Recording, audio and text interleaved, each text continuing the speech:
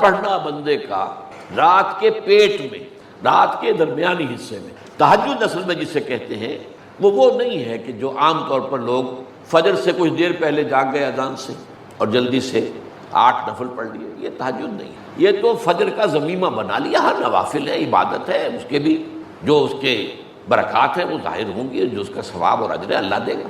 لیکن اصل میں جسے تہجد کہا جاتا ہے وہ رات کو سو کر پھر اٹھنا، نیند کو توڑ کر اور پھر سو جانا اور پھر اٹھنا. فجر جوف کہتے ہیں پیٹ کو، کسی شے کے جوف اللیل، رات کے بطن میں، رات کے درمیان میں، یعنی نصف رات گزر جائے اس وقت سے انسان جو ہے وہ نماز پڑھے اور پھر ثلث رہ جائے تو پھر جائے، پھر سو جائے اور پھر اس کے بعد اٹھے فجر کے لیے اور سنتیں پڑھے اور آئے مسجد کے اندر.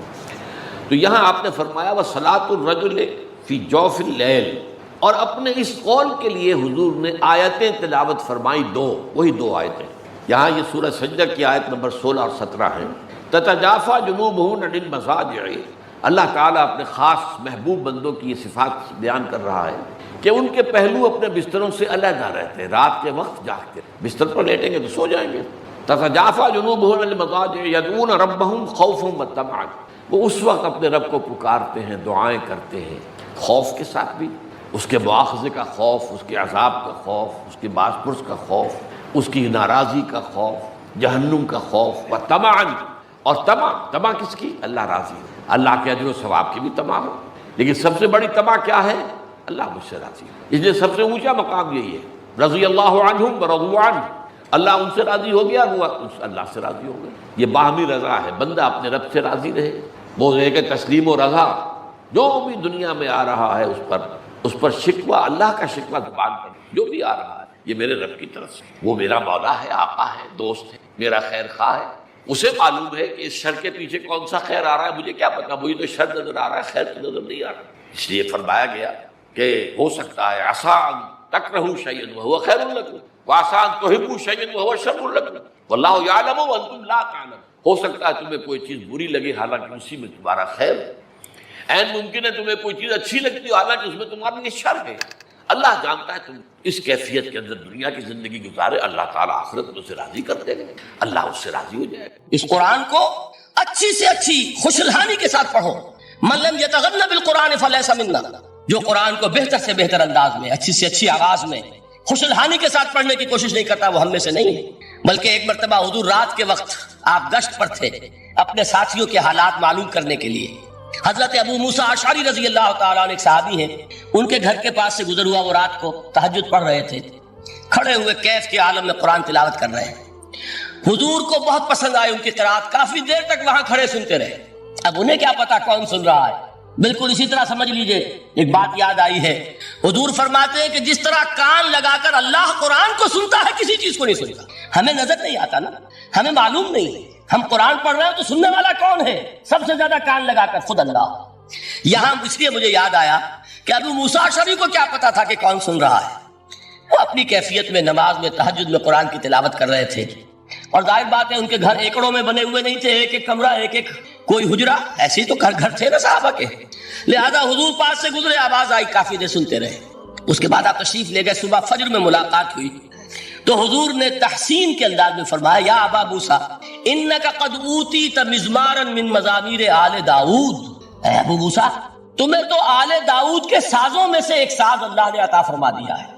جس طرح حضرت داؤد لہن داؤدی مشہور ہے کہ جب وہ پچھلے پہر رات کو حمد کے ترانے الاپتے تھے، قرآن میں ہے کہ پرندے شامل ہو جاتے تھے ساتھ، اور پہاڑ وجد میں آتے تھے، پہاڑ بھی ان کے ساتھ شریک ہوتے تھے.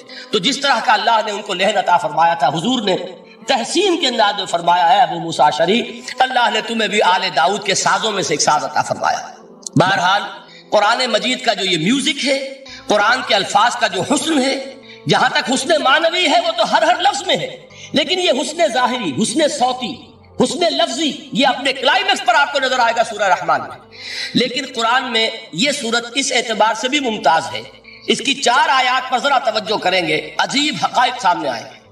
جہاں یہ قرآن مجید کے حسن صوت اور حسن لفظی کی معراج ہے، وہیں اس کی پہلی 4 آیات میں 4 چوٹی کی چیزوں کا ذکر ہے، سب سے اونچی چیز ہے. پہلی آیت کیا ہے؟ الرحمن. ایک آیت ہو گئی. رحمان کیا ہے؟ اللہ کا نام ہے. کبھی آپ نے غور کیا اللہ کے ناموں میں سب سے پیارا نام کون سا ہوگا؟ رحمان. کیوں؟ اس کا مادہ کیا ہے؟ رحمت. ہمیں سب سے بڑھ کر جس چیز کی ضرورت ہے وہ کیا ہے؟ رحمت خداوندی. نام اچھی طرح سن لیجئے اس حضور کے قول کو. حضور فرماتے کوئی شخص جنت میں مجرد اپنے عمل کی بنیاد پر داخل نہیں ہو سکے گا جب تک کہ رحمت خداوندی دستگیری نہ کرے. کسی صحابی نے بڑی ہمت اور جرأت کا ثبوت دیا کہ پوچھ لیا کیا حضور آپ بھی؟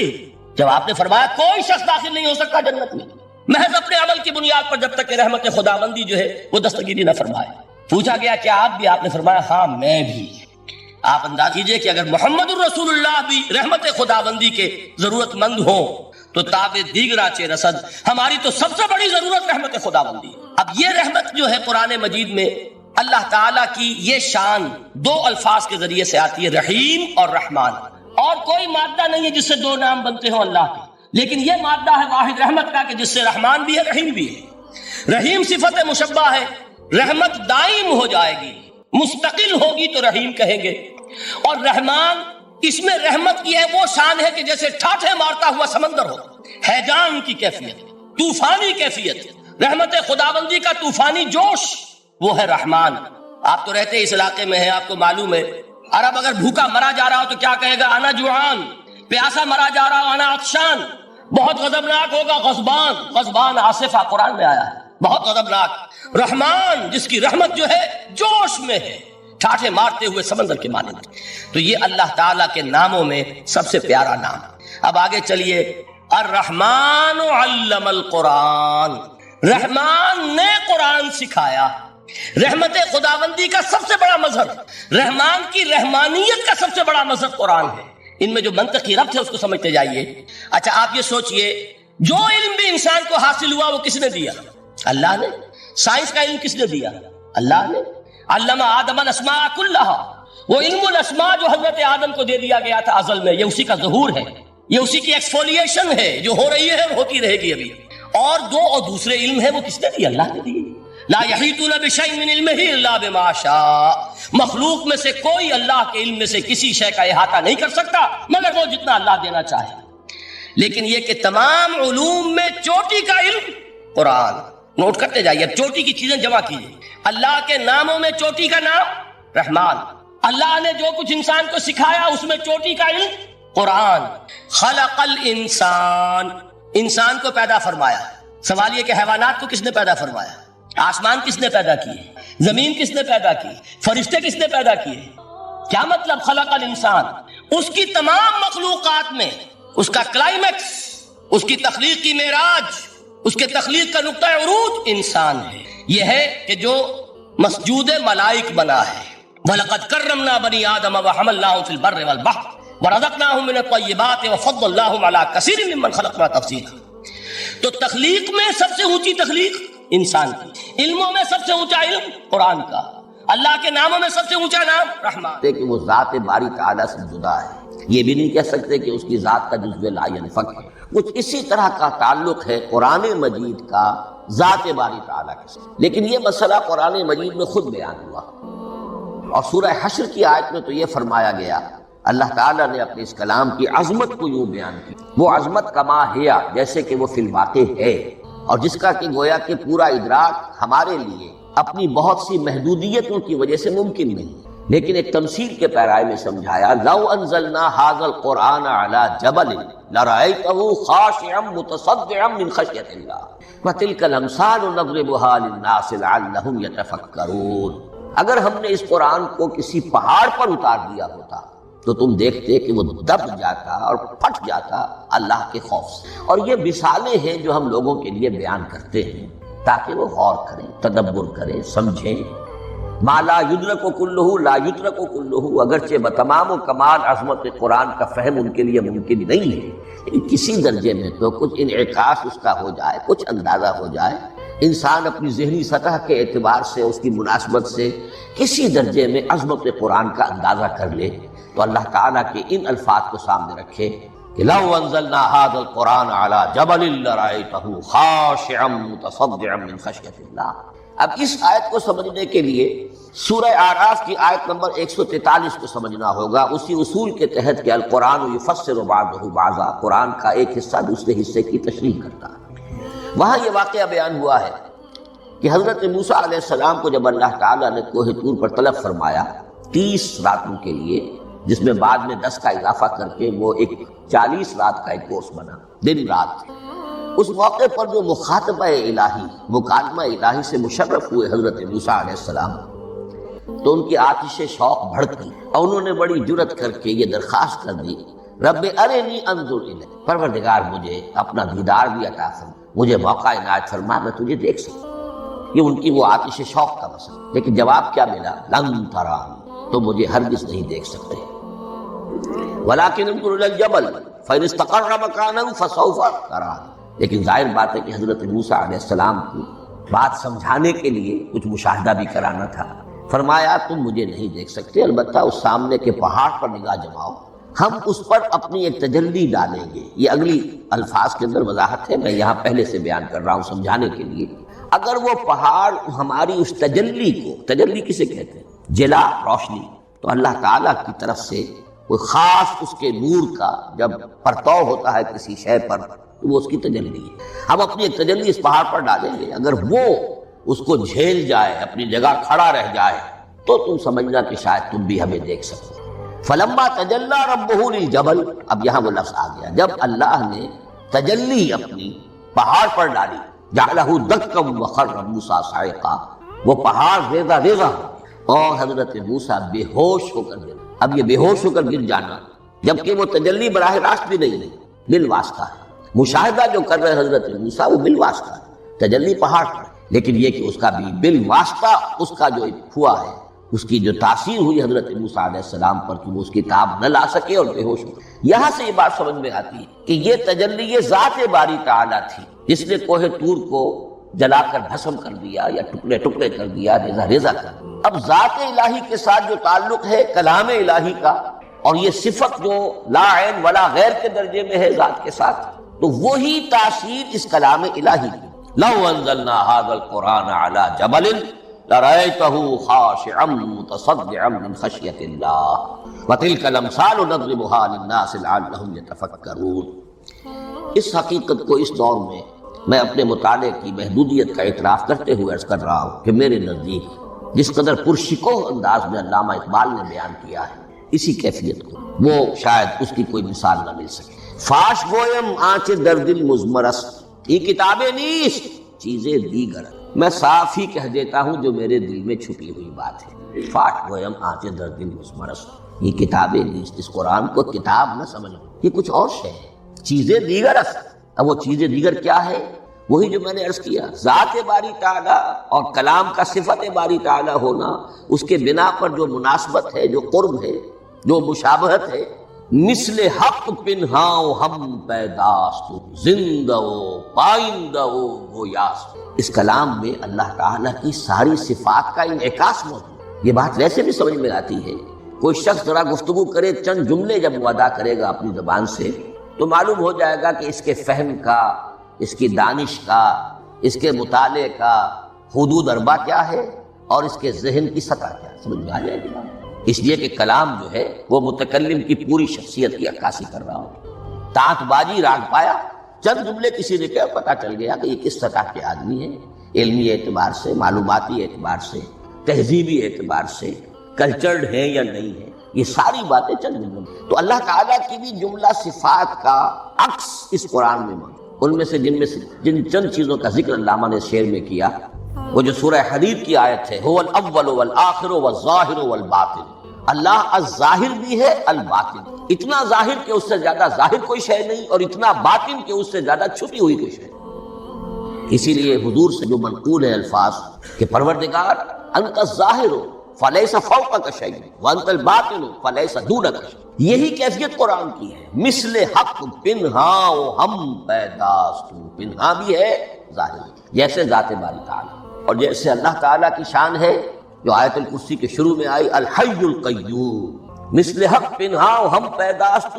زندہ ہو پائندہ ہو گویاست۔ یہ قرآن جو ہے اللہ تعالیٰ کی صفات کا ایک عکس اپنے اندر کا ہے۔ اس سے ذرا آگے چلیے، کلام کے بارے میں۔ اب کلام الہی ظاہر بات ہے کہ صفت ہے اور صفت قدیم ہے، اللہ کی صفات حادث نہیں ہے، اللہ کی ذات بھی قدیم ہمیشہ سے، اور اس کی صفات بھی قدیم ہمیشہ.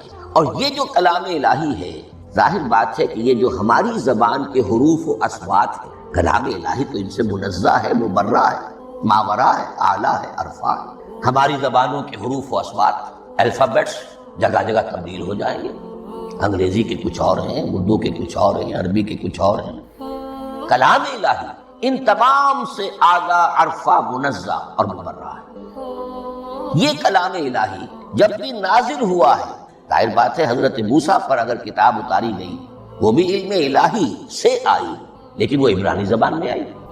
حضرت عیسیٰ علیہ السلام پر انجیل اتاری گئی، ہم یقین سے نہیں کہہ سکتے، دو میں سے کسی ایک زبان میں اتاری گئی ہوگی، یا عبرانی ہوگی، اس لیے کہ شام کے جس علاقے میں، فلسطین کے جس علاقے میں ان کی پیدائش ہوئی اور جہاں وہ دعوت و تبلیغ کے لیے گھومتے رہے، اس کے عوام کی زبان تھی آرامی اور خواص کی زبان تھی عبرانی. تو یا تو وہ بھی تورات کی طرح عبرانی ہی میں نازل ہوئی تھی یا آرامی میں ہوگی. لیکن اب کوئی نسخہ نہ ہیبریو کا، کوئی قدیم نسخہ دنیا میں موجود ہے، نہ آرامی کا. جو سب سے پرانا نسخہ ملتا ہے انجیل کا وہ اس کا ترجمہ لیٹن زبان کا ترجمہ ہے یا گریک ترجمہ ہے، اصل کوئی نہیں. بہرحال جب وہ کلام الہی محمد رسول اللہ پر نازل ہوا، اب اس نے حروف و اصوات کا وہ جامہ پہنا کہ جو عربی زبان کے. یہی وجہ دیکھیے میں نے جو آیت سورہ حامیم، یہ جو سلسلہ سور ہے اس میں سے سورہ زخرف کی آیت جو میں نے آپ کو سنائی، حامیم والکتاب المبین انا جعلناہ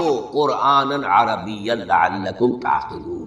ہم نے بنا دیا ہے اپنے اس کلام کو قرآن عربی، اس کو عربی حروف و اصوات کا جامہ ہم نے پہنا دیا ہے. انا جعلناہ قرآنا عربیا لعلکم تعقلون، کہ چونکہ مخاطب اول جو قوم تھی امیین، ان کی زبان عربی تھی، لعلکم تعقلون، تاکہ تم اس کو سمجھ سکو. اب اس سے آگے چلیے. اصل قرآن مجید کے 3 مقامات سے معلوم ہوتا ہے اصل قرآن اللہ کے پاس ہے. یہ قرآن جو ہمارے پاس ہے مصحف عثمان رضی اللہ تعالی عنہ، یہ اس قرآن کی مصدقہ نقل. اصل قرآن کہاں ہے؟ ایک جگہ فرمایا بل ہوا قرآن مجید فی لوح محفوظ، لوح محفوظ میں اصل قرآن. اسی طریقے سے اسی سورہ زخرف کی اگلی آیت کیا ہے؟ ہم نے اسے عربی قرآن بنا کر اتارا، لیکن اصل قرآن کیا ہے؟ وَإِنَّهُ فِي أُمِّ الْكِتَابِ لَدَيْنَا لَعَلِيٌّ حَكِيمٌ. حقیقت میں تو یہ ام الکتاب میں ہے جو ہمارے پاس ہے، اور علی ہے بہت بلند، حکیم بڑی حکمت والا، یا محکم مضبوط. حکیم کے دونوں معنی. استحکام بھی اسی ہے کاف اور میم کے مادے سے، کسی شے کا پختہ ہو جانا، مضبوط ہو جانا. اور عقل کی پختگی وہ حکمت ہے، وہ دانائی ہے. اس اعتبار سے نوٹ کیجئے اصل قرآن کہاں ہے؟ لوح محفوظ میں. اصل قرآن کہاں ہے؟ ام الکتاب میں. اسی کو کہا گیا ہے ایک اور مقام پر فی صحف مکرمۃ مرفوعۃ مطہرۃ بأیدی سفرۃ کرام بررہ. یہ قرآن، اصل قرآن تو بڑے صحیفوں میں، ان صحیفوں میں ہے، ان صفحات میں ہے، ان اوراق میں ہے، جس کی شان کیا ہے؟ مکرمۃ، ان کی انتہائی تعظیم کی جاتی ہے. مطہرۃ، نہایت پاک صحیفے. فی صحف مکرمۃ مرفوعۃ، بلند و بالا، مطہرۃ بأیدی سفرۃ کرام بررہ، ان فرشتوں کے ہاتھ میں جو بہت باعزت، بہت اونچے درجے کے، ان کے ہاتھوں میں ہے. وہ لوگ ہیں کہ جن کی تحویل میں ہے یہ کلام پاک. فی صحف مکرمۃ مرفوعۃ مطہرۃ بأیدی سفرۃ کرام بررہ. اب اسی کو بیان کیا ہے سورہ واقعہ میں. فلا اقسم بمواقع النجوم، تو نہیں، میں قسم کھاتا ہوں ستاروں کے ڈوبنے کی جگہ. وَإِنَّهُ لَوْ تَعْلَمُونَ لَقَسَمٌ عَظِيمٌ، وَإِنَّهُ لَقَسَمٌ لَوْ تَعْلَمُونَ عَظِيمٌ. اور اگر تم جان سکتے تو یہ بہت بڑی قسم ہے جو ہم نے کھائی، بہت بڑی گواہی ہے جو ہم نے دی. اب تدریجاً اس کا انکشاف ہو رہا ہے.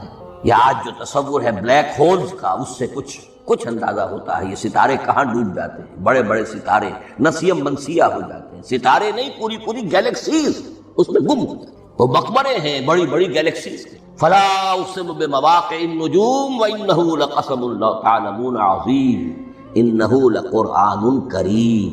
یہ قرآن ہے بہت باعزت. فی کتاب مکنون، اور یہ اس کتاب میں جو چھپی ہوئی ہے. یہ لؤلؤ مکنون کا لفظ آتا ہے قرآن مجید میں. جیسے موتی ہوتے ہیں انہیں چھپا کر رکھا جاتا ہے ڈبیوں میں، مخملی ڈبیوں کے اندر موتیوں کو، اسی طریقے سے فی کتاب مکنون لا یمسہ الا المطہرون. وہ صحیفے بھی بہت مطہرہ تھے اور ان کو چھو نہیں سکتے مگر وہی جو انتہائی پاک ہیں.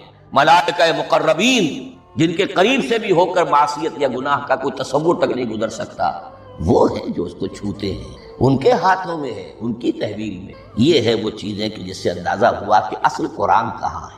یہ جو ہمارے پاس ہے در حقیقت یہ نقل مطابق اصل ہے، مصدقہ نقل ہے. اب اس میں آپ سے عرض کر دوں کہ ایک بہت خوبصورت بات ہمیں جو ملتی ہے، تورات میں جو استثناء، جو صفر استثناء ہے، ڈیوٹرانومی، اس کے 18ویں باب میں 18ویں اور 19ویں آیات جو ہیں اس میں ذکر موجود ہے. میں ان کے لیے انہی کے بھائیوں میں سے تیری مانند ایک نبی برپا کروں گا. اللہ تعالیٰ کلام فرما رہے ہیں یہاں حضرت موسیٰ علیہ السلام سے. آج بھی موجود ہے اولڈ ٹیسٹمنٹ ڈیوٹرانومی یا کتاب استثناء، صفر استثناء، اس کا 18واں باب، اس کی 18ویں اور 19ویں آیات جب چاہیں جا کر دیں. میں ان کے لیے ان کے بھائیوں ہی میں سے تیری مانند ایک رسول اٹھاؤں گا. میں ان کے لیے انہی کے بھائیوں میں سے تیری مانند ایک نبی برپا کروں گا اور اپنا کلام اس کے منہ میں ڈالوں گا اور جو کچھ میں اس سے کہوں گا وہی وہ ان سے کہے. یہ ہے جو پیشین گوئی ہے محمد الرسول اللہ صلی اللہ علیہ وسلم. اور یہاں وہ فرق واضح کر دیا گیا، اے موسیٰ تم سے تو یا تو ہم نے کلام کیا ہے یا تمہیں جو کتاب دی ہے وہ لکھی ہوئی دی ہے، لیکن جو نبی تیری ہی مانند میں برپا کروں گا. اب اس میں بھی نوٹ کرنے کی بات ہے کہ حضرت موسیٰ کے مشابہ نبی اکرم صلی اللہ علیہ وسلم کے سوا کوئی نبی نہیں. صاحب کتاب وہ بھی تھے، صاحب کتاب محمد بھی، صاحب امت وہ بھی تھے اور صاحب امت محمد بھی. تیری مانند صاحب شریعت، حضرت عیسیٰ صاحب شریعت نہیں تھے، شریعت موسوی ہی کو نافذ کرنے کے لیے آئے. ان کی حیثیت دین موسوی کے مجدد کی تھی. ویسے نبی تھے، اللہ کے فضل و کرم سے نبی تھے، اس میں کوئی شک نہیں، رسول تھے. لیکن یہ کہ ان کے کام کی نوعیت کیا تھی، اس لیے کہ کوئی نئی شریعت لے کر نہیں آئے. اب بھی انجیل میں الفاظ موجود ہیں، don't think I have come to destroy law. The mosaic law جسے یہ کہتے ہیں، شریعت موسوی، وہ تم پر نافذ رہے گی، تم اس کی پابندی کرو. چونکہ صاحب شریعت رسول یا موسیٰ یا محمد صلی اللہ علیہ وسلم علیہ السلام. تو میں ان کے بھائیوں میں سے، اب بھائی کون ہوں گے؟ ظاہر بات ہے بنی اسرائیل، ان کے کزنز کون ہیں؟ بنی اسماعیل. بنی اسرائیلی تو جو بھی نبی ہے وہ انہی میں سے ہے، ان کے بھائیوں میں سے. تو بھائی تو ہوگا، ان کا کزن ہوگا. اب وہ کون ہے؟ بنی اسماعیل. تو ان کے بھائیوں میں سے گویا کہ غیر اسرائیلی جو ان کے قریب ترین قرابت دار ہوں گے وہ بنو اسماعیل. تیرے مانند صاحب شریعت نبی میں برپا کروں گا، لیکن اس پر جو میرا کلام اترے گا وہ کس شکل میں اترے گا؟ میں اپنا کلام اس کے منہ میں ڈالوں گا اور پھر وہ جو کچھ کہے گا وہ وہی کہے گا جو میں نے کہا ہے. اب اس کے حوالے سے ایک بہت اہم بات سمجھ لیجئے، اور قرآن مجید کے 2 اہم مقامات کی وضاحت اس سے ہو جائے گی. یہ کلام اللہ، قرآن مجید میں اس کو قول جبرائیل بھی کہا گیا ہے. کلام اللہ حضرت جبرائیل کے ذریعے سے جب ادا ہوا ہے تو قول جبرائیل ہے، اور پھر جب وہ محمد الرسول اللہ کی زبانی ادا ہوا تو قول رسول ہے، قول محمد ہے صلی اللہ علیہ وسلم. یہ قول اللہ بھی ہے، قول جبرائیل بھی ہے اور قول محمد بھی ہے بیک وقت. یہ بات دیکھیے سورۃ تکویر، اذا الشمس كورت، انه لقول رسول کریم ذی قوت عند ذی العرش مکین مطاع ثم امین وما صاحبکم بمجنون. یہ یہاں پر حضرت جبرائیل کا ذکر ہو رہا ہے. وما ہوا بقول شیطان الرجیم.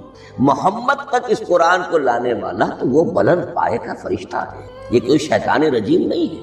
اس لیے کہ مکے والوں نے کہہ دیا تھا ہو سکتا ہے کوئی بدروح آئی ہو محمد پر اور اس بدروح نے کوئی الٹی سیدھی بات سکھا دی ہو. نہیں، انہ لقول رسول کریم. یہاں رسول کریم کون ہے؟ حضرت جبرائیل. انہ لقول رسول کریم ذی قوت عند ذی العرش مکین، بڑی قوت والا اور جس کا بڑا اونچا مقام اور مرتبہ ہے عرش والے کے قریب. ذی قوت عند ذی العرش مکین مطاع ثم امین. وہ فرشتوں کے مطاع ہیں، فرشتے ان کی اطاعت کرتے ہیں، فرشتوں کے سردار ہیں، اور پھر ساتھ ہی پورے امین ہیں. جبرائیل امین یہ ہم لفظ استعمال کرتے ہیں، اور اس کے بعد آگے جا کے فرمایا وَمَا هُوَ بِقَوْلِ شَيْطَانِ الرَّجِيمِ، یہ کسی شیطان ایک رجیم کا قول نہیں۔ اب یہاں اس سورہ تکویر میں قرآن کو قول جبرائیل قرار دیا، لیکن سورۃ الحاقہ میں چلیے اس کے آخر میں آتا ہے إِنَّهُ لَقَوْلُ رَسُولٍ كَرِيمٍ وَمَا هُوَ بِقَوْلِ شَاعِرٍ قَلِيلًا مَا تُؤْمِنُونَ وَلَا بِقَوْلِ كَاهِنٍ قلیلا ما تذکرون تنزیل من رب العالمین۔ یہاں اب رسول کریم سے مراد محمد الرسول اللہ صلی اللہ علیہ وسلم، یہ کسی شاعر کا قول نہیں ہے، کسی کاہن کا قول نہیں، یعنی جس کے زبانی یہ قرآن لوگوں کے سامنے آ رہا ہے۔ جبرائیل کا قول ہو کر تو محمد پر نازل ہوا صلی اللہ علیہ وسلم، لیکن اب لوگوں کے سامنے وہ قول محمد بن کر آ رہا ہے۔ انہ لقول رسول کریم وما هو بقول شاعر قلیلا ما تؤمنون ولا بقول کاہن قلیلا ما تذکرون تنزیل من رب العالمین۔ تو قرآن مجید کلام اللہ ہے، پھر وہ قول جبرائیل بنا جب جبرائیل نے آ کر محمد کو سنا، اور پھر وہ قول محمد بنا جب محمد کی زبان مبارک سے لوگوں نے اسے سنا، اہل عرب نے سنا، اور پھر بات پھیلتی چلی گئی۔ اب آخری بحث اس موضوع پر جو ہے وہ یہ ہے، کلام الہی کی 3 صورتیں ہیں جو قرآن مجید میں سورہ شورى کی آیت نمبر 51 میں بیان ہے۔ وما کان لبشر ان یکلمہ اللہ، کسی بشر کسی انسان کی یہ حیثیت نہیں ہے، مقام نہیں ہے کہ اللہ اس سے کلام کرے۔ یہ نہیں کہا کہ اللہ کے لیے ممکن نہیں ہے، نہیں، اللہ کے لیے تو ہر شے ممکن ہے، لیکن کسی بشر کا یہ مقام نہیں ہے کہ اللہ اس سے کلام کرے۔ مخلوق ہے، بشر ہے۔ ما کان لبشر ان یکلمہ اللہ الا اب 3 شکلیں، الا وحیا او من وراء حجاب او یرسل رسولا فیوحی باذنہ ما یشاء انہ علی حکیم۔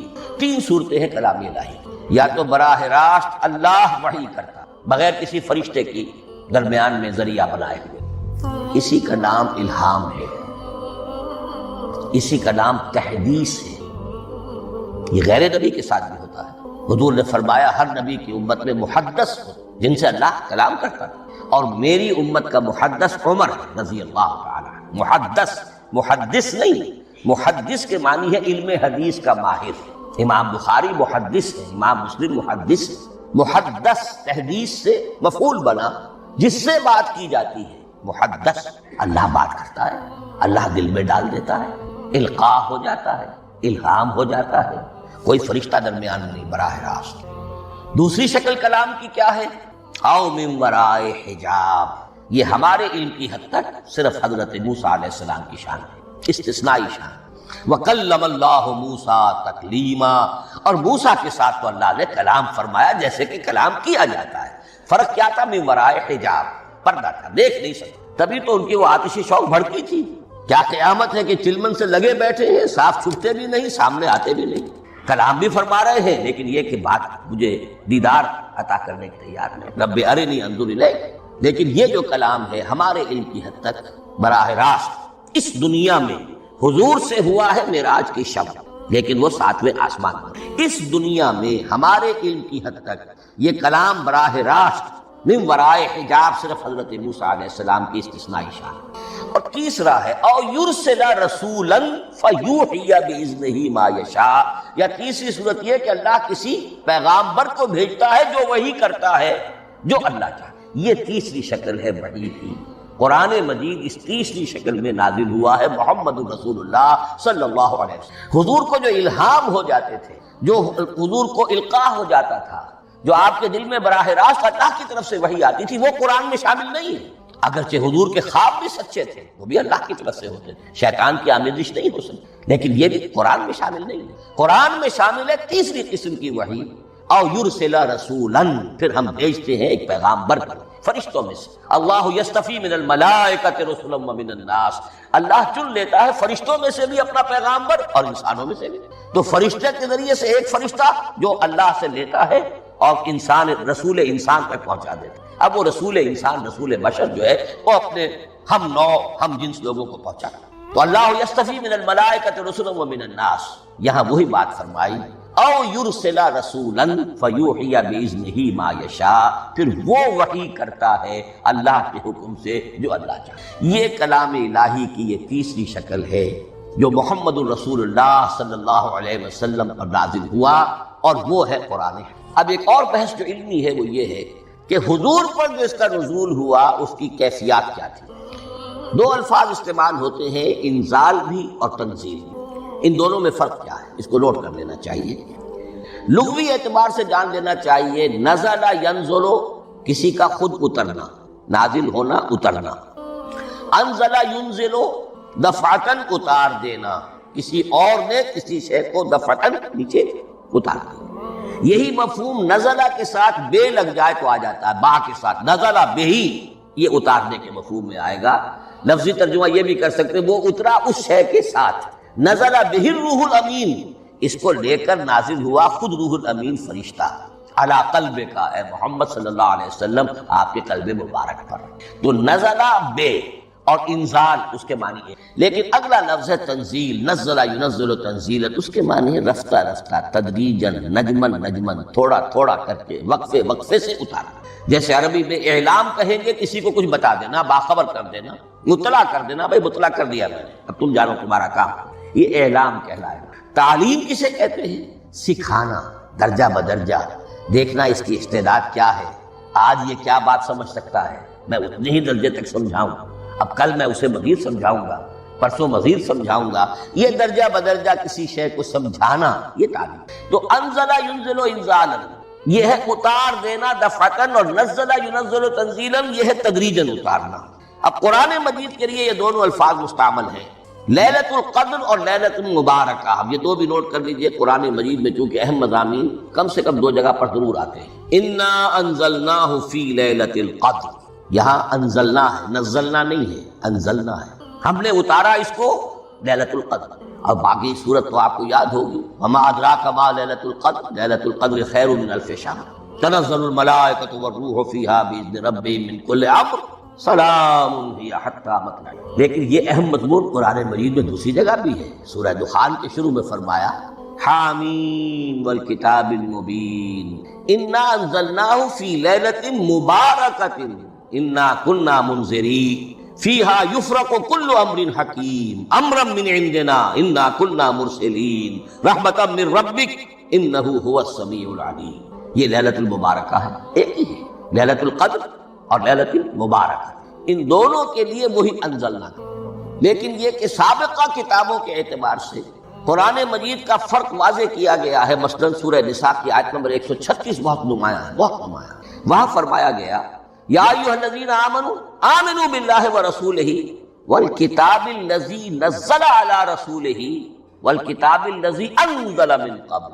اے ایمان کے دعوے دارو، حقیقتاً ایمان لاؤ، ایسے ایمان لاؤ جیسے ایمان لانے کا حق ہے، اللہ پر بھی اور اس کے رسول پر بھی، اور اس کتاب پر بھی جو اللہ نے اپنے رسول پر نازل فرمائی، اور اس کتاب پر بھی جو اللہ نے پہلے نازل.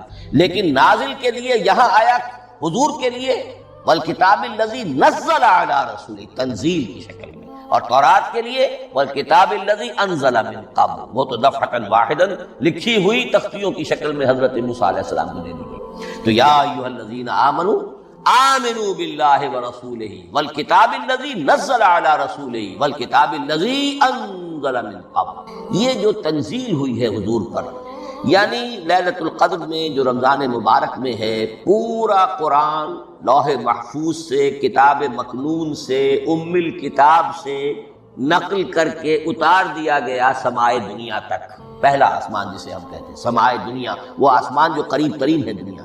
وہاں سے اب یہ درجہ بدرجہ، تھوڑا تھوڑا، چند آیتیں، چند سورتیں، پھر آیتیں، پھر سورتیں، یہ نازل ہوا محمد الرسول اللہ صلی اللہ علیہ وسلم پر. گویا کہ پہلا مرحلہ انزال کا ہے. پورا قرآن لوح محفوظ یا کتاب مکنون یا ام الکتاب سے نقل کر کے اتار دیا گیا سمائے دنیا. یہ ہے انزل ینزل انزالا، انا انزلناہ فی لیلۃ القدر انا انزلناہ فی لیلۃ مبارک. لیکن محمد الرسول اللہ پر یہ نازل ہوا اب تھوڑا تھوڑا، نجمن نجمن، درجہ بدرجہ، تدریجاً. یہ ہے تنزیل. اس تنزیل کی حکمت قرآن مجید میں بیان ہوئی ہے، اور اس اعتبار سے کہ اہل عرب نے، اہل مکہ نے اعتراض کیا کہ یہ پورا قرآن کیوں نہیں محمد ایک ہی مرتبہ پیش کر دیتے صلی اللہ علیہ وسلم. اس میں جو چیز مضمر تھی وہ یہ تھی کہ چونکہ یہ حقیقت میں اللہ کا کلام نہیں ہے، یہ محمد کا اپنا کلام ہے، تو کوئی شاعر دنیا میں ایسا نہیں ہے جو ایک دم اپنا پورا دیوان دے دے. تو ساری عمر میں تھوڑا تھوڑا آج غزل کہی، کل قصیدہ کہا، پرسوں کچھ اور کہا، پھر وہ جمع ہوتا ہے تو وہ دیوان بنتا ہے۔ اسی طریقے سے تو یہ کر رہے ہیں، اگر یہ اللہ کا کلام ہوتا تو بیک وقت آ جاتا۔ یہ تو ذرا محنت کرتے ہیں، کچھ اس کے اندر اس کو اپنی محنت سے کوشش کر کے کچھ موضوع کرتے ہیں، کلمات، الفاظ، اور اس طریقے سے رفتہ رفتہ لے کر آ رہے ہیں۔ اس لیے ان کا اعتراض نقل ہوا ہے یہ وقال الذین کفروا لولا نزل علیہ القرآن جملۃ واحدۃ، انہوں نے کیوں نہیں اترا یہ قرآن پورا کا پورا ایک ہی بار؟ یہ اعتراض تھا۔ اس اعتراض کے جو جوابات دیے گئے وہ نوٹ کیجئے کہ لوگوں کے حق میں یہ مفید ہے، یہ پورے قرآن کا تحمل ایک وقت میں کر نہیں سکتے۔ یہ پورا قرآن تو ایک ہی مرتبہ اگر پہاڑ پر بھی اتار دیا جاتا تو وہ پھٹ جاتا دب۔ وَقُرْآنًا فَرَقْنَاهُ لِتَقْرَأَهُ عَلَى النَّاسِ عَلَى مُكْثٍ وَنَزَّلْنَاهُ تَنزِيلًا، سورہ بنی اسرائیل آیت 106۔ یہ وہ قرآن ہے جس نے ہم نے جس کو ٹکڑے ٹکڑے کر کے فرق توڑ دینا، تھوڑا تھوڑا کر کے ہم نے کر دیا، لِتَقْرَأَهُ عَلَى النَّاسِ عَلَى مُكْثٍ، تاکہ آپ اسے پڑھ کر سنائے لوگوں کو وقفے وقفے سے، تاکہ وہ سہار سکیں، سنبھال سکیں، برداشت کر سکیں۔ وَنَزَّلْنَاهُ تَنزِيلًا، اسی وجہ سے ہم نے اسے نازل کیا ہے بطرز تنزیل، بطرز انزال نہیں، بطرز تنزیل۔ وَقُرْآنًا فَرَقْنَاهُ لِتَقْرَأَهُ عَلَى النَّاسِ عَلَى مُكْثٍ وَنَزَّلْنَاهُ تَنزِيلًا۔ ایک حکمت تو ہو گئی عوام کے لیے، ایک حکمت خود رسول کے لیے صلی اللہ علیہ وسلم۔ كَذَلِكَ لِنُثَبِّتَ بِهِ فُؤَادَكَ وَرَتَّلْنَاهُ ترتیلا۔ اگلا نوٹ کیجئے، قلب محمدی کے لیے بھی اس پورے کلام کا ایک دم سہار آسان کام نہیں۔ یہ اس لیے یہ اسی سورہ الفرقان کی جو آیت کا میں نے ایک حصہ آپ کو سنا دیا تھا، اسی کے اندر اس کا جواب آیا ہے، اسی آیت میں، آیت نمبر 32 ہے یہ سورہ فرقان کی۔ وقال الذین کفروا لولا نزل علیہ القرآن جملۃ واحدۃ، یہ اعتراض ہے۔ جواب کیا ہے؟ کذالک لنثبت بہ فؤادک، ہم نے یہ اس لیے کیا ہے نبی کہ اس کے ذریعے سے آپ کے دل کو ٹھہراؤ اور جماؤ عطا، ایک دم اس کا اتر جانا۔ انا سنلقی علیک قولا ثقیلا، بڑا بھاری بوجھ، ناقابل برداشت، تاکہ رفتہ رفتہ آپ کا دل، اس کے اندر تقویت بڑھتی چلی جائے، اس کے اندر اور اس کا تحمل جو ہے اس کی صلاحیت بڑھتی چلی جائے۔ کذالک لنثبت بہ فؤادک ورتلناہ ترتیلا، اسی لیے ہم نے تھوڑا تھوڑا کر کے نازل کیا۔ ولا یاتونک بمثل الا جئناک بالحق واحسن تفسیرا، ساتھ ہی فرمایا کہ یہ لوگ جو بھی اعتراض کریں گے ہم اس کا جواب بھی اور بہترین تعویل بھی آپ کو دے دیں گے۔ اب اگلی بحث یہ ہے یہ قرآن کب اور کہاں نازل، یہ عام معلوماتی شے ہے، اس میں کوئی پیچیدگی نہیں ہے، لیکن اس کی اہمیت ہے بہت ضروری ہے، وہ میں انشاءاللہ اگلی بحث میں جبکہ قرآن کے سمجھنے کے جو اصول ہیں ان کو بیان کروں گا تو وضاحت سے بات آئے گی۔ یہ کہ یہ عام معلوماتی ایک ہمارے ذہن میں خاکہ رہنا چاہیے، زمان و مکان کا کیا رشتہ ہے قرآن کے ساتھ۔ قرآن نازل کب ہوا؟ ہمارا چونکہ عام طور پر جو معمول ہے، ہم تو جو کرسچین ایرا ہے اس کے حوالے سے ہمارے ذہن کے اندر سارا حساب کتاب ہے، تو سن 610 عیسوی سے لے کر 632 عیسوی تک شمسی حساب سے 22 سالوں میں قرآن نازل۔ 571 حضور کی ولادت کا سال ہے، 571 عیسوی، 610 میں آپ 39 سال کے ہوئے، لیکن قمری حساب سے 40، 610 میں قرآن کی تنزیل شروع اور 632 میں آپ کا انتقال ہوا۔ 22 برس زمانی اعتبار سے نقشہ ذہن میں رکھیے، اور اسے ہم اگر دوسرے حساب سے کہیں گے تو عام الفیل، وہ جو ابرہہ آیا تھا بیت اللہ کو ڈھانے کے لیے، وہ سال عربوں میں بہت مشہور ہو گیا تھا، اور وہی سال حضور کی ولادت ہے، تو عام الفیل ہی میں حضور کی ولادت ہوئی، لہذا 40 عام الفیل میں قرآن مجید کا نزول شروع ہوا، اور 11 ہجری تک یہ 23 برس بنتے ہیں قمری حساب۔ ایک رائے یہ بھی ہے کہ قرآن کا نزول 20 برس میں، اور اس میں وضاحت یہ ہے کہ پہلے 3 سال اللہ تعالیٰ نے ایک فرشتے کو حضرت اسرافیل علیہ السلام کو مامور کیا تھا حضور کی تعلیم۔ دنیاوی اعتبار سے حضور نے کوئی تعلیم حاصل نہیں کی، آپ امی تھے، آپ نے دنیاوی اعتبار سے کسی کے سامنے زانو تلمس طے نہیں کیا، کہیں کوئی تعلیم حاصل نہیں کی، کہیں کوئی تحصیل علم نہیں کی، لیکن اللہ تعالیٰ نے علمہ شدید القوا، اللہ تعالیٰ نے جو کچھ انہیں سکھایا ہے، جو علم انہیں عطا کیا ہے، تو ایک روایت یہ ہے کہ 3 برس تک، اور اس کے بعد پھر قرآن نازل ہونا شروع ہوا، تو 20 برس تک قرآن نازل ہوا۔ لیکن وہ لوگ بھی مانتے ہیں کہ سورہ علق کی آیتیں نازل ہو چکی تھی، پھر 3 برس کا وقفہ ہے۔ سورہ علق کی آیتیں کیا ہے؟ جو پہلی وحی ہے، اقرا بسم ربک الذی خلق خلق الانسان من علق اقرا وربک الاکرم الذی علم بالقلم علم الانسان ما لم یعلم. گویا کہ بسم اللہ ہو رہی ہے محمد رسول اللہ صلی اللہ علیہ وسلم کی تعلیم. اور جن گھرانوں میں یہ رواج ابھی تک چل رہا ہو بسم اللہ بچوں کی کراتے ہیں، ایک تقریب کی شکل میں منعقد کرتے ہیں. ہمارے ہاں یہ رواج تھا، اب ہم چھوڑ چکے ہیں کہ جو تقریب بھی حضور کی اور صحابہ کی زندگیوں سے ثابت نہ ہو، ہمیں کوشش کرنی چاہیے کہ ان تقریبات کا سلسلہ. بلکہ ایک مرتبہ حضور رات کے وقت آپ گشت پر تھے اپنے ساتھیوں کے حالات معلوم کرنے کے لیے. حضرت ابو موسیٰ اشعری رضی اللہ تعالیٰ عنہ ایک صحابی ہیں، ان کے گھر کے پاس سے گزر ہوا. وہ رات کو تہجد پڑھ رہے تھے، کھڑے ہوئے کیف کے عالم میں قرآن تلاوت کر رہے ہیں. حضور کو بہت پسند آئی ان کی قرات، کافی دیر تک وہاں کھڑے سنتے رہے. اب انہیں کیا پتا کون سن رہا ہے. بالکل اسی طرح سمجھ لیجئے ایک بات یاد آئی ہے. حضور فرماتے ہیں کہ جس طرح کان لگا کر اللہ قرآن کو سنتا ہے کسی چیز کو نہیں سنتا. ہمیں نظر نہیں آتا نا، ہمیں معلوم نہیں. ہم قرآن پڑھ رہے ہیں تو سننے والا کون ہے؟ سب سے زیادہ کان لگا کر خود اللہ. یہاں اس لیے مجھے یاد آیا کہ ابو موسیٰ اشعری کو کیا پتا تھا کہ کون سن رہا ہے. وہ اپنی کیفیت میں نماز میں تہجد میں قرآن کی تلاوت کر رہے تھے. اور ظاہر بات ہے ان کے گھر ایکڑوں میں بنے ہوئے نہیں تھے، ایک ایک کمرہ، ایک ایک کوئی حجرا، ایسے تو گھر تھے نا صحابہ کے. لہذا حضور پاس سے گزرے، آواز آئی، کافی دیر سنتے رہے. اس کے بعد آپ تشریف لے گئے. صبح فجر میں ملاقات ہوئی تو حضور نے تحسین کے انداز میں فرمایا، یا ابا موسیٰ انک قد اوتیت مزمارا من مزامیر آل داؤد. اے ابو موسیٰ، تمہیں تو آل داؤد کے سازوں میں سے ایک ساز اللہ نے عطا فرما دیا. جس طرح حضرت داؤد، لہن داؤدی مشہور ہے کہ جب وہ پچھلے پہر رات کو حمد کے ترانے الاپتے تھے، قرآن میں ہے کہ پرندے شامل ہو جاتے تھے ساتھ، اور پہاڑ وجد میں آتے تھے، پہاڑ بھی ان کے ساتھ شریک ہوتے تھے. تو جس طرح کا اللہ نے ان کو لہن عطا فرمایا تھا، حضور نے تحسین کے انداز میں فرمایا ہے ابو موسیٰ اشعری، اللہ نے تمہیں بھی آل داؤد کے سازوں میں سے ایک ساز عطا فرمایا. بہرحال قرآن مجید کا جو یہ میوزک ہے، قرآن کے الفاظ کا جو حسن ہے، جہاں تک حسن معنوی ہے وہ تو ہر لفظ میں ہے، لیکن یہ حسن ظاہری، حسن صوتی، حسن لفظی، یہ اپنے کلائمیکس پر آپ کو نظر آئے گا سورہ رحمان. لیکن قرآن میں یہ سورت اس اعتبار سے بھی ممتاز ہے، اس کی 4 آیات پر ذرا توجہ کریں گے، عجیب حقائق سامنے آئیں گے. جہاں یہ قرآن مجید کے حسن صوت اور حسن لفظی کی معراج ہے، وہیں اس کی پہلی 4 آیات میں 4 چوٹی کی چیزوں کا ذکر ہے، سب سے اونچی چیز ہے. پہلی آیت کیا ہے؟ الرحمن. ایک آیت ہو گئی. رحمان کیا ہے؟ اللہ کا نام ہے. کبھی آپ نے غور کیا اللہ کے ناموں میں سب سے پیارا نام کون سا ہوگا؟ رحمان. کیوں؟ اس کا مادہ کیا ہے؟ رحمت. ہمیں سب سے بڑھ کر جس چیز کی ضرورت ہے وہ کیا ہے؟ رحمت خداوندی. نام اچھی طرح سن لیجئے اس حضور کے قول کو. حضور فرماتے کوئی شخص جنت میں مجرد اپنے عمل کی بنیاد پر داخل نہیں ہو سکے گا جب تک کہ رحمت خداوندی دستگیری نہ کرے. کسی صحابی نے بڑی ہمت اور جرأت کا ثبوت دیا کہ پوچھ لیا، کیا حضور آپ بھی؟ جب آپ نے فرمایا کوئی شخص داخل نہیں ہو سکتا جنت میں محض اپنے عمل کی بنیاد پر جب تک کہ رحمت خداوندی جو ہے وہ دستگیری نہ فرمائے. پوچھا گیا کیا آپ بھی؟ آپ نے فرمایا ہاں میں بھی. آپ انداز کیجئے کہ اگر محمد الرسول اللہ بھی رحمت خداوندی کے ضرورت مند ہوں تو تاب دیگراں چے رسد، ہماری تو سب سے بڑی ضرورت رحمت خداوندی. اب یہ رحمت جو ہے قرآن مجید میں اللہ تعالیٰ کی یہ شان 2 الفاظ کے ذریعے سے آتی ہے، رحیم اور رحمان. اور کوئی مادہ نہیں ہے جس سے 2 نام بنتے ہوں اللہ کے، لیکن یہ مادہ ہے واحد رحمت کا کہ جس سے رحمان بھی ہے رحیم بھی ہے. رحیم صفت مشبہ ہے، رحمت دائم ہو جائے گی، مستقل ہوگی تو رحیم کہیں گے.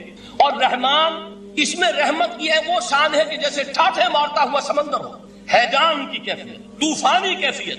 رحمت خداوندی کا طوفانی جوش وہ ہے رحمان. آپ تو رہتے اس علاقے میں ہیں، آپ کو معلوم ہے عرب اگر بھوکا مرا جا رہا ہو تو کیا کہے گا؟ انا جوعان. پیاسا مرا جا رہا ہو انا عطشان. بہت غضبناک ہوگا غضبان. غضبان آصفہ قرآن میں آیا، بہت غضبناک. رحمان جس کی رحمت جو ہے جوش میں ہے، ٹھاٹھے مارتے ہوئے سمندر کے مانند. تو یہ اللہ تعالیٰ کے ناموں میں سب سے پیارا نام. اب آگے چلیے. الرحمن علم القرآن. رحمان نے قرآن سکھایا. رحمت خداوندی کا سب سے بڑا مظہر، رحمان کی رحمانیت کا سب سے بڑا مظہر قرآن ہے. ان میں جو منطقی ربط ہے اس کو سمجھتے جائیے. اچھا آپ یہ سوچئے جو علم بھی انسان کو حاصل ہوا وہ کس نے دیا؟ اللہ نے. سائنس کا علم کس نے دیا؟ اللہ نے. علم آدم الاسماء کلھا. وہ علم الاسماء جو حضرت آدم کو دے دیا گیا تھا ازل میں، یہ اسی کا ظہور ہے، یہ اسی کی ایکسفولیشن ہے جو ہو رہی ہے اور ہوتی رہے گی ابھی. اور جو اور دوسرے علم ہے وہ کس نے دی؟ اللہ نے. لا یحیطون بشیء من علمہ الا بما شاء. مخلوق میں سے کوئی اللہ کے علم میں سے کسی شے کا احاطہ نہیں کر سکتا مگر وہ جتنا اللہ دینا چاہے. لیکن یہ کہ تمام علوم میں چوٹی کا علم قرآن. نوٹ کرتے جائیے، چوٹی کی چیزیں جمع کیجیے. اللہ کے ناموں میں چوٹی کا نام رحمان. اللہ نے جو کچھ انسان کو سکھایا اس میں چوٹی کا علم قرآن. خلق الانسان، انسان کو پیدا فرمایا. سوال یہ کہ حیوانات کو کس نے پیدا فرمایا؟ آسمان کس نے پیدا کی؟ زمین کس نے پیدا کی؟ فرشتے کس نے پیدا کی؟ کیا مطلب خلق الانسان؟ اس کی تمام مخلوقات میں اس کا کلائمیکس، اس کی تخلیق کی معراج، اس کے تخلیق کا نقطہ عروج انسان ہے. یہ ہے کہ جو مسجود ملائک بنا ہے. وَلَقَدْ كَرَّمْنَا بَنِي آدَمَ وَحَمَلْنَاهُمْ فِي الْبَرِّ وَالْبَحْرِ وَرَزَقْنَاهُمْ مِنَ الطَّيِّبَاتِ وَفَضَّلْنَاهُمْ عَلَى كَثِيرٍ مِّمَّنْ خَلَقْنَا تَفْضِيلًا. تو تخلیق میں سب سے اونچی تخلیق انسان کی. علموں میں سب سے اونچا علم قرآن کا. اللہ کے ناموں میں سب سے اونچا نام رحمان. تقاضے پورے کرو. تقاضے کیا ہے؟ ایمان ہے تو عمل درست ہونا چاہیے، ایمان ہے تو جہاد ہونا چاہیے، ایمان ہے تو جان اور مال کھپانی چاہیے. تو جو ایمان دوسرے لوگ جس طرح لائے ہیں، حمزہ بھی تو ایمان لائے ہیں، آخر ان کا راستہ تمہیں نظر نہیں آ رہا؟ ابو بکر ایمان لائے ہیں، ان کی طرح ایمان لاؤ. تو انہوں نے کیا کہا؟ انؤمن کما آمن السفہاء. کیا ہم اس طرح ایمان لائے جیسے یہ بے وقوف لائے؟ سفیہ کا لفظ تو سبھی جانتے ہیں. یہ سفہاء کسے کہہ رہے ہیں؟ آپ نے پڑھا تو بہت مرتبہ ہوگا ان آیات کو. کبھی سوچا کس کو کہہ رہے ہیں؟ وہ ابو بکر کو کہہ رہے ہیں، وہ حمزہ کو کہہ رہے ہیں، وہ عمر کو کہہ رہے ہیں. ان کی تو مت ماری گئی. غرہ ہؤلاء دینہم، انہیں تو کوئی ہوش ہی نہیں. 2 مرتبہ حضرت ابو بکر نے وہ کام کیا ہے کہ ہر ورلڈلی وائز انسان یہ کہے گا کہ حماقت کی ہے جس کے سامنے دنیا ہے. جب ہجرت کے لیے حضور تشریف لے جا رہے تھے، 40,000 درہم کا سرمایہ تھا، جبکہ حضرت ابو بکر ایمان لائے. مکے کے چوٹی کے تاجروں میں سے تھے جو ملک التجار کہلاتے. لیکن اب وہ روپیہ کہاں خرچ ہوا؟ بلال کو خریدا، روپیہ دے کے خریدا یا ویسے خرید لیا؟ آزاد کر دیا. ابو فقی کو خریدا، آزاد کر دیا. 6 ہیں غلام اور کنیزیں محمد رسول اللہ پر ایمان لانے والے جن کو ابو بکر نے اپنے پیسے سے خریدا اور آزاد کیا. یہ روپیہ تو پگھل رہا ہے نا. جو تھوڑی بہت پونجی رہ گئی ہے، تو جب حضرت حضور ہجرت کے لیے تشریف لے جا رہے ہیں، وہ ساری پونجی اپنے ساتھ لے گئے، گھر والوں کو چھوڑ کر گئے. بوڑھا باپ اندھا ابو قحافہ، بعد میں وہ بھی ایمان لے آئے. اور یہ ابو بکر ہے کہ جن کی 3 نسلیں ایک وقت میں موجود تھی مسلمانوں کی. ابو قحافہ مومن، ابو بکر مومن، اور ابو بکر کی اولاد مومن، عائشہ، اسما اور ابو بکر اور عبد الرحمن ابن ابی بکر. یہ کون ہے؟ تو 3 نسلیں جس کی بیک وقت رہی ہیں ایمان میں، وہ شاذ لوگ ہیں، ان میں ابو بکر. لیکن یہ کہ اس وقت تک ابو قحافہ ایمان نہیں لائے تھے. والد نابینا تھے، تو والد ہے، بیٹیاں ہیں، حضرت عائشہ، حضرت اسما، حضرت رضی اللہ تعالیٰ عنہما، بیوی ہے. کچھ نہیں چھوڑ کے گئے، ایک پیسہ. جب باپ کو معلوم ہوا بیٹا چلا گیا محمد کے ساتھ صلی اللہ علیہ وسلم، سخت غصے میں ہے، بیٹے تاب میں ہے. اب ہمارا کون والی وارث ہوگا؟ کون ہے ہماری خبرگیری کرنے والا؟ بیٹیوں سے پوتیوں سے اپنے پوچھتے کچھ چھوڑ کے بھی گیا کہ نہیں؟ ان کا ہاں ابا جان. کیا کیا انہوں نے؟ کبھی پڑھے ہیں واقعات؟ کچھ کنکر روڑے لیے، ایک کپڑے میں پوٹلی بنائی اور اندھے دادا کا ہاتھ اوپر پھروایا. دیکھیے دادا جان یہ چھوڑ گئے ہیں، یہ مال ہے، یہ سونے اور چاندی کے سکے ہیں، ابا جان ہمیں کہ حضرت موسیٰ علیہ السلام کا آپ کو معلوم ہے کہ کوہ طور پر اللہ تعالیٰ سے ہم کلامی کا شرف حاصل کرتے تھے. گفتگو ہو رہی ہے لیکن اللہ نظر نہیں آ رہا. اب اس کو اپنے اوپر طاری کیجئے کہ صاف سامنے آتے بھی نہیں، صاف چھپتے بھی نہیں. یہ جو صورتحال تھی کہ اگر کسی کی آپ آواز سن رہے ہیں، کلام سن رہے ہیں، سامنے نہیں آ رہا، تو آپ کے دل میں خواہش پیدا ہوگی کہ ذرا سے یہ پردہ بھی اٹھا دیا جائے، مجھے دیدار بھی حاصل ہو جائے. لہذا سورہ اعراف میں ہے جب کئی بار یہ شرف ہم کلامی حاصل ہوا اللہ سے، تو حضرت موسیٰ علیہ السلام نے بڑی ہمت سے کام لیا، بڑی جرأت کی، درخواست کر دی، رب ارنی انظر الیک. یہ جو پردہ بیچ میں حائل کیا ہوا ہے پروردگار، تو میرا شوق دیکھ، میرا اشتیاق دیکھ، تو مجھے ذرا دیدار بھی عطا ہو جائے. اس پر کیا بات کہی گئی؟ لن ترانی، موسیٰ تم مجھے ہرگز نہیں دیکھ سکتے، تم اس جسد ظاہری کے ساتھ، اس جسد مادی کے ساتھ، ان عنصری آنکھوں سے میرا دیدار نہیں کر سکتے. ولیکن انظر الی الجبل، دیکھو ہم تمہیں ایک مثال دیے دیتے ہیں، ذرا اس پہاڑ کی طرف دیکھو، ہم اپنی ایک تجلی اس پر ڈالیں گے. فإن استقر مکانہ فسوف ترانی، اگر وہ پہاڑ ہماری تجلی کو جھیل جائے، تحمل کر لے، تو تم بھی سوچنا کہ شاید ہمیں دیکھ سکو. اس کے بعد ہوا کیا؟ فلما تجلی ربہ للجبل جعلہ دکا وخر موسیٰ صعقا. جب اللہ تعالیٰ نے پہاڑ پر اپنی ایک تجلی ڈالی تو وہ پہاڑ جو ہے پھٹ گئے. اور موسیٰ، اب دیکھیے براہ راست تجلی موسیٰ پر نہیں ہے، یہ انڈائریکٹ مشاہدہ ہے تجلی ربانی کا کہ جو پہاڑ پر ہوئی ہے، اور پہاڑ کی جو کیفیت ہوئی ہے اس کے مشاہدے سے حضرت موسیٰ بے ہوش ہو کر گئے. فصعق موسیٰ خر موسیٰ صاعقا. یہ ہے وہ مثال جو یہاں دی ہے قرآن کے لیے. لو انزلنا هذا القرآن على جبل لرأيته خاشعا متصدعا من خشیت اللہ. نتیجہ کیا نکلا؟ انفر کیجئے، استدلال، استنتاج. نتیجہ یہ نکلا کہ جو تاثیر تجلی ذات ربانی کی ہے وہی تاثیر کلام ربانی کی ہے، صرف یہ ہے کہ ہمیں اس کا شعور نہیں، ہمیں اس کا ادراک نہیں. یہ بالکل ذات کی تجلی کی جو تاثیر تھی وہی قرآن خود بیان کر رہا ہے کہ اس کلام ربانی کی. اس کو بھی علامہ اقبال نے خوب کہا ہے، فاش گویم آنچ در دل مزمرست. صاف کہہ دیتا ہوں جو کچھ میرے دل میں ہے. این کتابیں نیست چیزیں دیگر است. اسے کتاب نہ سمجھ بیٹھنا قرآن کو، یہ کتاب نہیں ہے، کچھ اور ہے. کچھ اور کیا ہے؟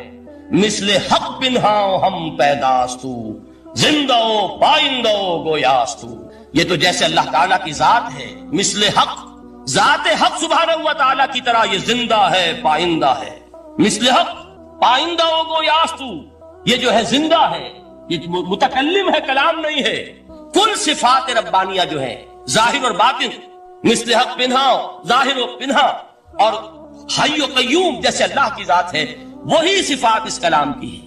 اور اس کے بعد وہ شعر آیا تھا جو میں پہلے سنا چکا ہوں، چوں بجاں در رفت جاں دیگر شود. جب یہ قرآن کسی انسان کے اندر سرایت کر جاتا ہے، اس کے دل پر نازل ہوتا ہے. دیکھیے یہ الفاظ آپ کو کہیں اور نہیں ملیں گے. میرے نزدیک جہاں علامہ اقبال اس دور میں قرآن کی عظمت کا سب سے بڑا ثبوت ہے، وہاں عظمت قرآنی کے سب سے زیادہ واقف اور اس کا سب سے زیادہ شعور رکھنے والے بھی علامہ اقبال. یہ الفاظ آپ کو کہیں نہیں مل سکیں گے کہ مثل حق پنہاں ہم پیداستو زندہ پائندہ گویاستو چوں بجاں در رفت جہاں دیگر شود جہاں چو دیگر شد جہاں دیگر شود. جب یہ انسانوں کے اندر سرایت کر جاتا ہے، ان کے اندر ایک انقلاب آ جاتا ہے، اور یہ اندر کا انقلاب ہے جو ایک عالمی انقلاب کا پیش خیمہ بنتا ہے. آپ آرڈیننس کے ذریعے سے نمازیں پڑھوائیں گے تو پھر نماز وہی پڑھی جائے گی جو آفس ٹائم میں آئے گی، باقی اور کیوں پڑھیں گے؟ وہ تو آرڈیننس کے ذریعے سے پڑھائی جا رہی ہے نا. اس کا حشر تو وہ ہوگا جو ہمارے ہاں دیکھا جا چکا ہے. اور اس وقت بھی اس زمانے میں نے یہ سنا ایک جگہ کہ کلاس 4 امپلائیز جو ہیں وہ شروع میں جب آرڈیننس نافذ ہوا تھا ہمارے ہاں تو دفتروں میں بڑا اہتمام ہوا، آفیسرز نے خاص طور پر بڑے اہتمام سے ظہر کی نماز پڑھنی شروع کی. لیکن مجھے بتایا گیا کہ کلاس 4 امپلائیز جو ہیں ہمارے، یہ ڈرائیورز ہیں، پی اینز ہیں، یہ کھڑے ہنستے رہتے ہیں، شریک نہیں ہوتے. میں نے ان سے کہا وہ اس لیے کہ انہیں معلوم ہے کہ آپ بھی تو یہی پڑھ رہے ہیں صرف نماز، باقی آپ کے ڈرائیور سے اور آپ کے خانسامہ سے یہ بات چھپی ہوئی نہیں ہے کہ عصر آپ نے بھی نہیں پڑھنی، یہ صرف زور ہے جو آپ پڑھ رہے ہیں. تو یہ اصل میں اندر کا انقلاب جب تک نہ آئے، باہر کا ٹھوسا ہوا انقلاب، وہ تو جب پریشر ہٹ جائے گا تبدیلی ختم ہو جائے گا. چوں بجاں در رفت جہاں دیگر شود، اندر انقلاب آئے. جب اندر تبدیلی ہو جائے گی اب انسان کا پورا وجود بدلے گا، پھر اس کے اندر سے تبدیلی جو ہے وہ ابھرے گی، اسے کسی خارجی دباؤ کی ضرورت نہیں ہوگی. جہاں تو دیگر شد جہاں دیگر شود. اور جب انسانی شخصیتوں کے اندر یہ انقلاب اندر سے آتا ہے تو پھر وہ عالمی انقلاب بنتا ہے. جیسے کہ محمد رسول اللہ کا انقلاب.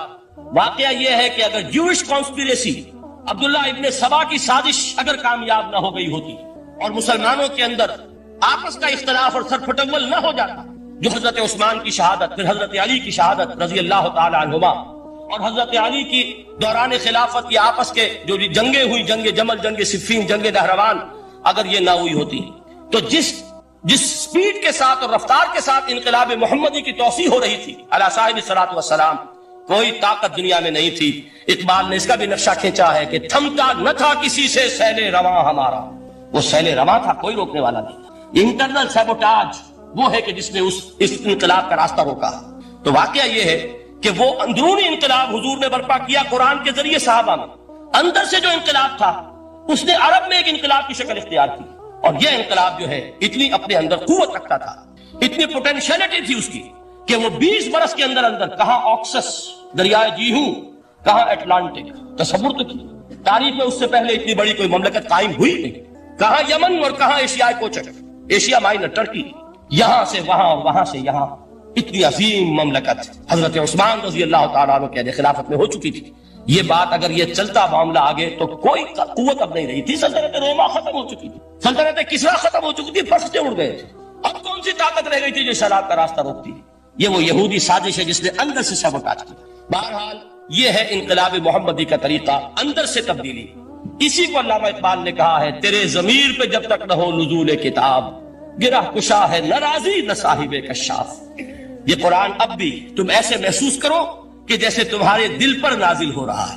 اور مجھے یاد آیا امام ابن قیم رحمۃ اللہ علیہ، ان کا ایک بڑا پیارا جملہ ہے. وہ کہتے ہیں قرآن کے بعض پڑھنے والے ایسے ہیں کہ جب وہ قرآن کو پڑھتے ہیں تو یوں محسوس کرتے ہیں کہ قرآن مصحف میں لکھا ہوا نہیں ہے، ان کے اپنے دل کے اوپر کندہ ہے، دل کے اوپر سے پڑھ رہے ہیں. یعنی اتنی کامل مطابقت وہ محسوس کرتے ہیں، اپنی فطرت، ہیومن نیچر اور قرآن کے اندر اتنی مطابقت ہے. اس طرح وہ ٹیلی کرتے ہیں ایک دوسرے کے ساتھ کہ محسوس ہوتا ہے کہ وہ کتاب ان صفحات میں لکھی ہوئی نہیں ہے بلکہ لوح قلب پر لکھی ہوئی ہے کہ جہاں سے وہ انسان اسے پڑھ رہا.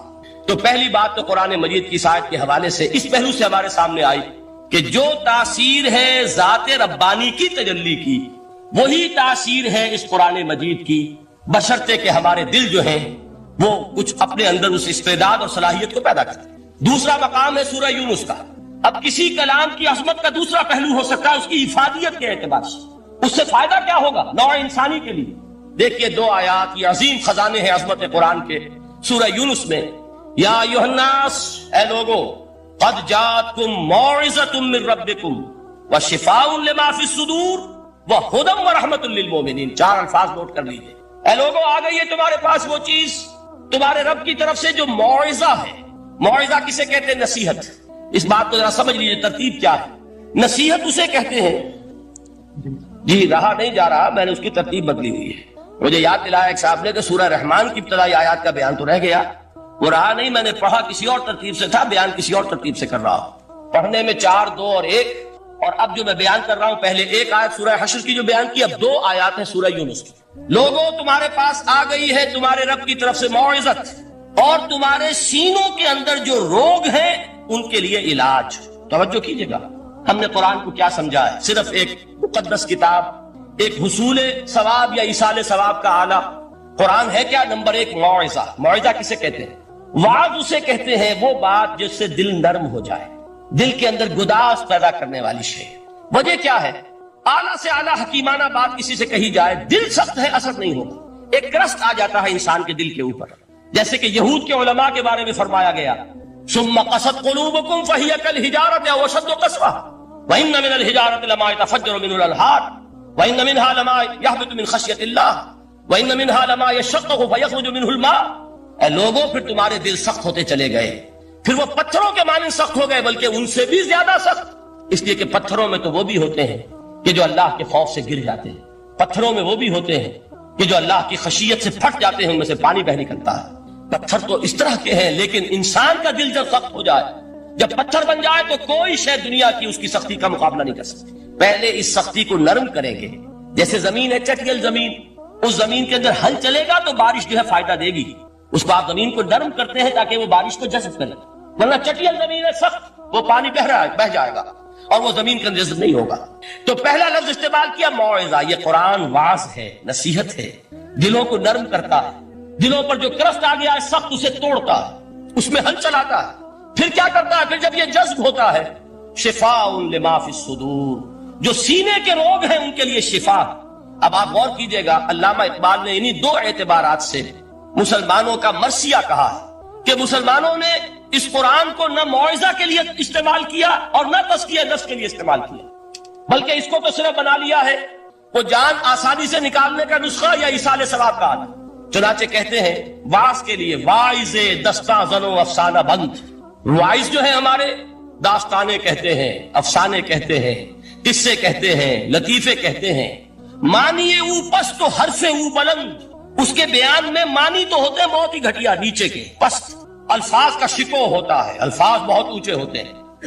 از خطیب و دیلمی گفتار او با ضعیف و شاذ و مرسل کار او.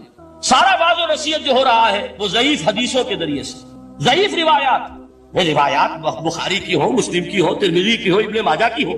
کہاں خطیب بغدادی اور دیلمی، وہ کتابیں کہ جن کی کوئی سند نہیں ہے، وہاں کی روایات کے ذریعے سے لوگوں کو تذکیر کرنے کی کوشش کر رہے ہیں. با ضعیف و شاذ و مرسل کار ہو، ضعیف روایات، شاذ روایات، مرسل روایات، جن کا سلسلہ روایت محمد رسول اللہ تک متصل نہیں ہے، اس کے ذریعے سے کر رہے ہیں، حالانکہ موعظہ، سب سے بڑا موعظہ یہ قرآن تھا۔ قرآن کہتا ہے خود فذکر بالقرآن من یخاف وعید، اے محمد صلی اللہ علیہ وسلم آپ اس قرآن کے ذریعے نصیحت کیجئے، یہ قرآن ہے جو دلوں کی سختی کو ختم کرے گا، گداز پیدا کرے گا۔ دوسری طرف علامہ اقبال کیا کہتے ہیں کہ جہاں تک ہمارے ہاں جو بھی تصوف کے معروف حلقے ہیں، صوفیاء حق کی بات نہیں کہہ رہا، وہاں قوالی ہو رہی ہوگی تو حال آ جائے گا، صوفی پشمینہ پوشے حال مست، از شراب نغمہ قوال مست، قوال سے جو کچھ مل رہا ہے، حال آ رہا ہے، مستی آ رہی ہے، کیف اور سرور حاصل ہو گیا ہے، صوفی پشمینہ پوشے حال مست، از شراب نغمہ قوال مست۔